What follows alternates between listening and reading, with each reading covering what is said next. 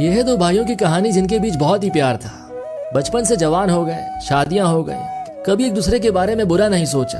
घर में भी बहुत अच्छा तालमेल था, लेकिन एक दिन किसी बात को लेकर दोनों में ठीक ठाक झगड़ा हो गया। छोटे भाई ने बातों बातों में बड़े भाई को कोई ऐसा वर्ड कह दिया जिससे बड़े भाई की अना को ठेस पहुंच गई और दोनों भाई अलग हो गए। कभी मार्केट में भी अगर सामना हो जाता तो दोनों एक दूसरे को इग्नोर किया करते हैं, जैसे भाई हैं ही नहीं, पहचानते ही नहीं एक दूसरे को।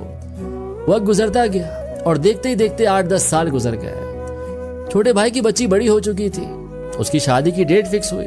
रिश्ता तय हुआ तो छोटा भाई गया बड़े भाई के पास, कहने लगा माफ कीजिएगा, आइएगा जरूर, आपको ही सारा काम संभालना है। लेकिन बड़े भाई ने ध्यान नहीं दिया, उसे कोई जवाब नहीं दिया। अच्छा, दोनों भाइयों में एक बात बड़ी कॉमन थी कि वो एक ही मौलवी को मानते थे और उन्हीं के बयानात सुनते थे।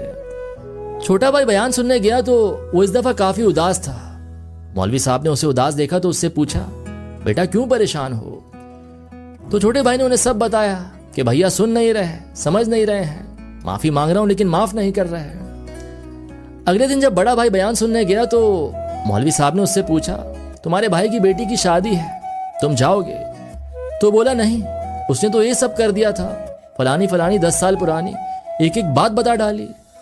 मौलवी साहब बोले, कल जब तुम बयान सुनने आए थे तो मैंने क्या कहा था?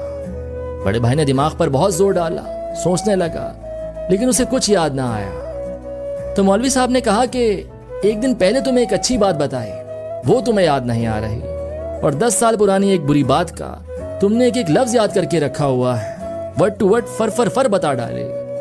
भूलने वाली सारी बातें याद रखोगे तो अपनी जिंदगी बर्बाद करोगे, इसका मजा नहीं ले पाओगे। तो इसीलिए भूल जाइए, गले से लगाइए और अपने भैया के साथ आगे बढ़ जाइए।